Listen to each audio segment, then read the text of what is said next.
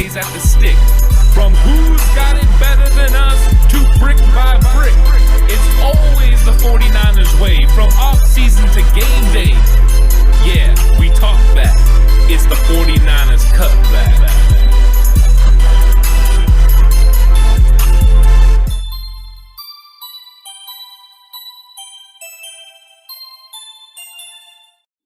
It's 49ers Cutback Podcast time. Ding, ding. And guess what? We have a matchup right here because we're talking about pick 3 Fields versus Lance. And you may be saying, aren't you guys big Zach Wilson fans? We are, but we're making the argument here. Which do you take if Wilson is gone? Correct. Trevor Lawrence goes 1. The Jets do the right thing and take Zach Wilson at 2. And now the Niners are sitting there choosing between Justin Fields and Trey Lance, guys with similar skill sets in terms of the athleticism at the quarterback position. This is a big fight night right here. It is. And you know what? They're so similar, and yet they're kind of different because both of them are big, both of them are strong, both of them have good arms, both of them they're athletic. So when you look at it from that prism, you're like, wow, these guys are both pretty good. I think Fields has played at a higher level. You know, he played at Ohio State, so he's definitely played against better competition. But Lance is younger, so Lance has got that going for him. When you start looking at it and you start pulling back the layers, it's like, you know what? This is an epic battle. These guys have a lot of talent, and I'm still evaluating who I lean towards. I know who you lean towards. Why do you lean towards Justin Fields more than Trey Lance? For me, it's readiness. It's day one readiness. And the reason it's day one readiness is because it's pick 3. If this was pick 12 or if this was pick 8 and we hadn't given up 2 first-round picks, I would want to have this conversation more, right? Like I'd be more willing to engage in this conversation and be like, you know what? I want to take Trey Lance more seriously at 3. That's not the world we're living in, 49ers fans. We're living in a world in which the 49ers gave up 2 first-round picks and a third in order to come up to 3, which means you have to get a guy who's more ready to play. They got to be close, and I don't think Trey Lance is close. Now, I was a little harsh on this first pro day. All right, I can admit when I'm wrong, occasionally. Not all the time, occasionally. And this time, I was wrong. I was very critical of the high throws. I was very critical of the footwork. I was very critical of those things, and I did not take into account all of the changes this man had made from his one game that we saw him play in the 2020 COVID season to that pro day. And the changes were drastic when I went back and watched film. Throwing motion is completely compacted, almost different. It's almost a different release. While his footwork I still feel needs a lot of work, it was significantly better than it was when he was at North Dakota. And so I'm sitting there going, all right, man, I was being a little rough on this kid.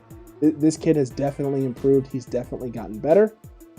And maybe I need to take a little more consideration until I looked at more other factors, right? Pro day throws, no pressure, no corners. A lot easier to complete passes when there's nobody in your face, no one covering the corners, covering the receivers in space, And he does have some tendencies to force some throws at the college level.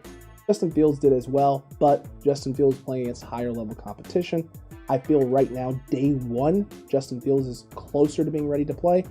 As I've said before, Justin Fields, I think, will be ready to play by the end of his first year, coming into the playoffs, week 16, week 17, week 15, somewhere in there. Trey Lance, I think, needs a full year and a half, 2 years to develop, to be completely comfortable and ready under center to star for a football team, especially San Francisco. I'm going to make an argument for Trey Lance. Okay. Just because I think there's an argument there. Right. Number one, he is comfortable playing under center. He is. And he can run play action. He can run Kyle Shanahan's offense. He's super smart. He's already graduated. He's only 20 years old. So those are things you can look at. Number two, when you look at his pro day, he didn't have his receivers. He doesn't have big-time receivers. I mean, the second pro day, he had Jordan Matthews he was throwing to. You know what I mean? So it's a different thing. I mean, here you got Justin Fields out there throwing to Olave, and you've got, this guy looking for receivers to throw to. The fact that the 49ers requested John Beck work with him, John Beck could get a detailed idea of what he can do and what he can't do. Yes, there are definitely technique things he still needs to work on. He does airmail the ball a lot of times, and a lot of that is he lets his elbow get underneath, all kinds of things like that. He has some technique things he has to fix. The question is, with the 49ers going in and already saying that Jimmy Garoppolo is going to be their quarterback, is that not a signal that they're preparing to draft Trey Lance and that Lance is eventually going to take over, or they're going to give him a year to season? Think about it, 20 years old. Next year will be 21 years old, starting quarterback for the 49ers. That would be enticing. So there is an argument for Trey Lance. Trey Lance is running more a pro-style offense. It's a lot different than the offense that Justin Fields ran. But don't get me wrong, Justin Fields' offense, he can run any offense he wants. He can. He's a smart guy too, and he can do all those things. I'm just making an argument for Trey right now. Well, and the thing too, a lot of people forget about Justin Fields, is that there was a lot of choice routes for those receivers at Ohio State. Day has come out and said that the receivers basically have a lot of freedom with what routes they're running and what they're doing, which means on any given snap, your receiver could be running 2 to 3 different routes. 100%. Which means Justin Fields is literally having to make reads on the fly. He's having to stare them down, waiting for them to make their move. You breaking? Are you cutting here? Is this a post? Are you stopping? Are you going to break out? Is this an out? What are we doing here, guys? Because there's no guarantee. He can obviously pre-predict based on what he thinks the coverage is pre-snap. But if the coverage changes, if they give you a cover 4 look and they run 2, the route's going to change. Well, and if it's a man, the route's going to change. You've seen it against Clemson in that big game in the playoffs a couple years ago. Is he threw it to the middle of the end zone for an interception, and he's standing there like, oh my gosh, what happened? And people think he's going, why did I make that throw? No, he's wondering why the receiver went the wrong way, why the receiver wasn't sitting in the middle of the field to make that catch. And they're just on a different page, and that's why I think sometimes he's gun shy. He anticipated, he threw that ball, and it was an interception, so now he's just staring down the receiver, making sure he does it. So a lot of people think he doesn't come off read 1 or read 2, when really he's waiting for them to make a move. It's not really the offense that they run there, and he would look different in a different system. Yeah, he might look better in a different system. 100%. And the same can be said potentially about Trey Lance as well. We don't really know. It's a lot of questions in the air.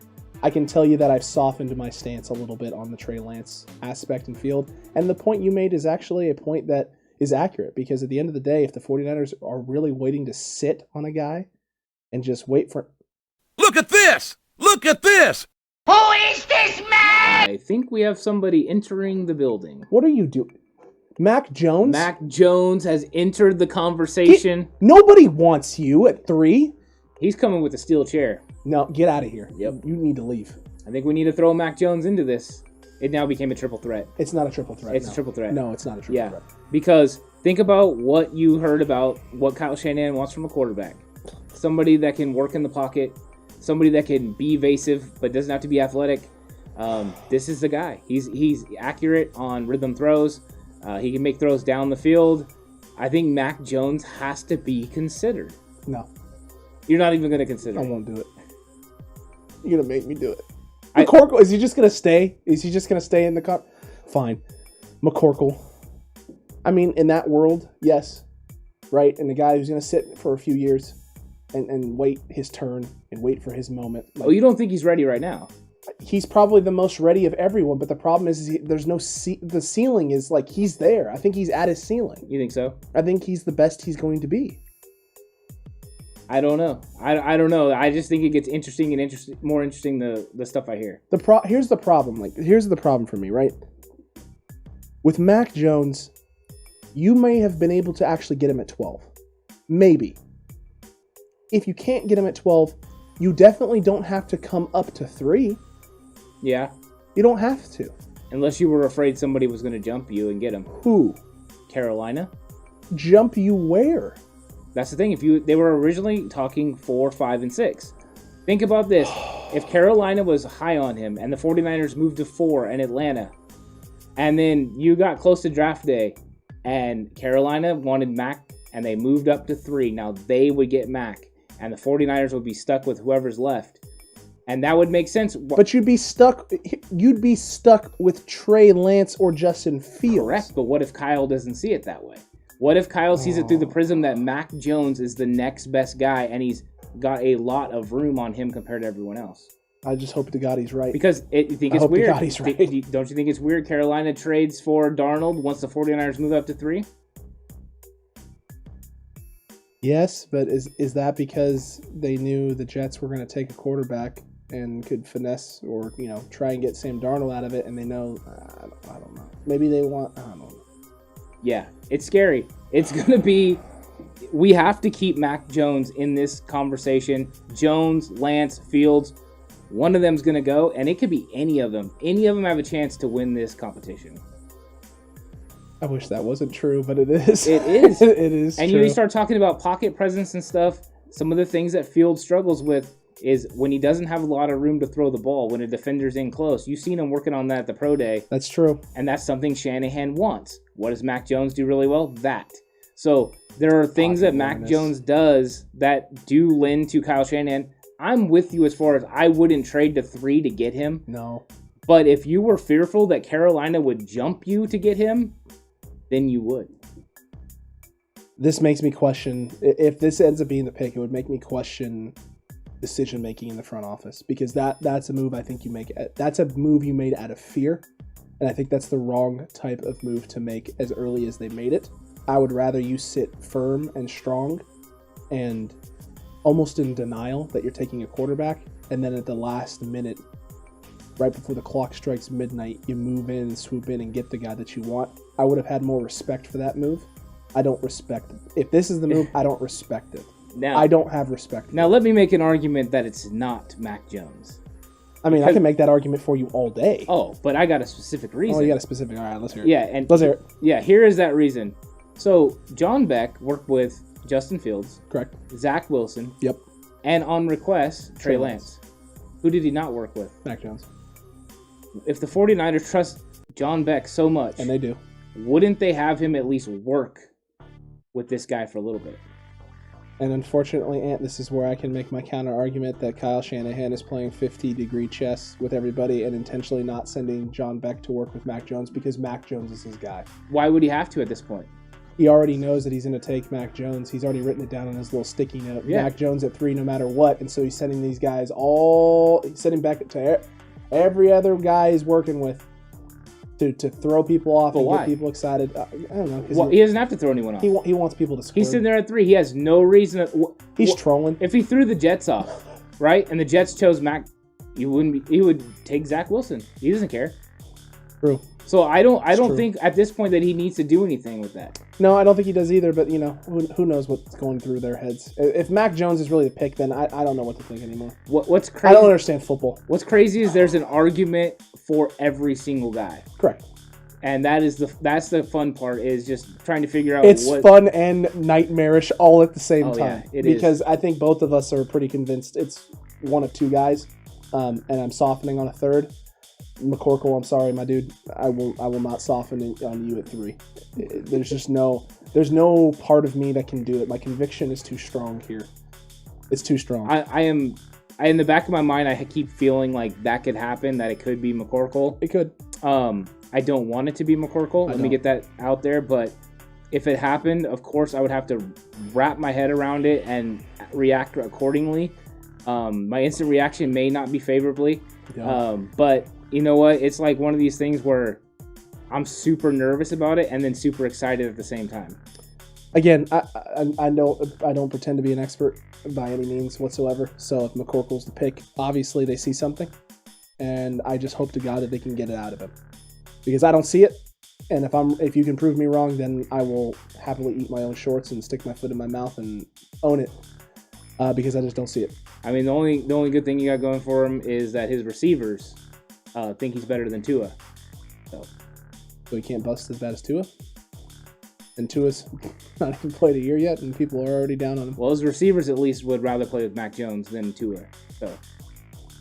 So how did he stay the quarterback there for so long? Tua? Yeah. He's got a lot of ability. I mean, he does, but... Yeah, why didn't Mac beat him out? It's a good question. It is a great question.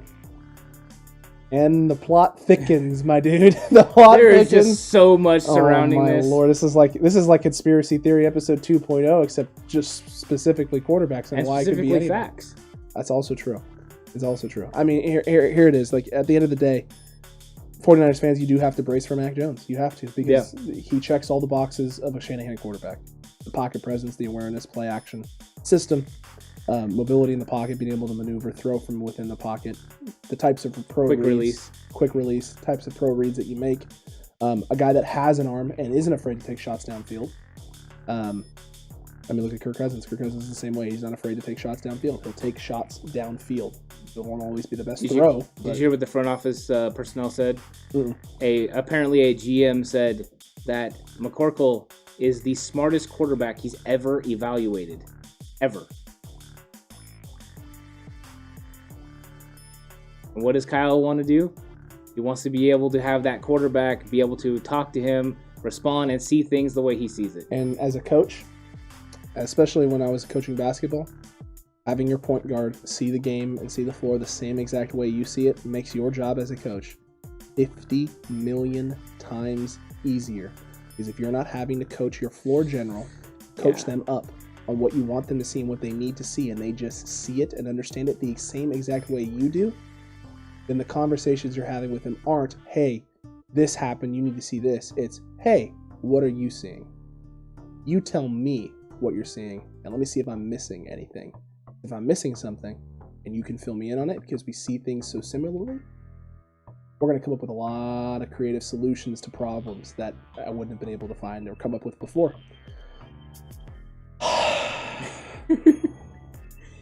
My word. It's all about conversations, all about trying to figure this out. One of these guys is actually going to be the 49ers quarterback. Figuring out which one is not the easy part. No, and in all honesty, it's probably better to try and not figure it out and just enjoy the ride. Yeah. Today it's Fields, tomorrow it's Lance, the next day it's McCorkle. Let us know what you think down below. Who is the option going to be at 3? Which of those 3 that we just talked about did you like? I bet you thought at the end of this video we were going to be plugging 2 quarterbacks. Swerve. Mac Jones came right in with the steel chair, stole the show, and now you got a debate between 3. Which of the 3 would you rather have? Do you agree with any of our takes or arguments for and against each of these guys? Let us know about it. We want to hear about it. And while you're down there, don't forget to subscribe. Hit that notification bell. That way you're notified for all of this amazing content that's been coming out, and specifically for our draft day live stream. Yeah, and you can join us for that draft live stream. Be right here as they make that pick. Who is going to be said? I think we were trying to make the argument for and against each one of these guys. Just trying to put it out there so that way people can have a conversation, because guess what? When it actually happens, there will be no takebacks. It will be permanent. We will have to stick with it, and we will have to live with the consequences. We might have to wear dad bod shirts. Who knows? No. I mean, Fields and Lance. The one thing I will say about all these quarterbacks, number 1, they are all super smart. Yes. Number 2, they are all physically gifted. Correct. And number 3, they all get to play for the genius Kyle Shanahan if they're drafted. So at least we have those things going for us. It's true. Things could be worse. Yeah. They could be worse. We could be the Raiders. We could be the Rams, banking on Stafford, and giving up a lot of draft capital. We could be pretty much any other team in the NFC West that's not the 49ers. Yeah. We could be the Saints in cap hell. Things aren't too bad in the Bay Area. It's true. Things aren't too bad in Santa Clara. And you know what? Things aren't too bad here on this channel. And that's thanks to all of you. Yep. Thank you for your support. We appreciate everyone who subscribed. We appreciate all of our new subscribers that are coming our way. We love y'all. We'll see you on the next one. And until next time, stay safe. Remember, the right way is always the 49ers way.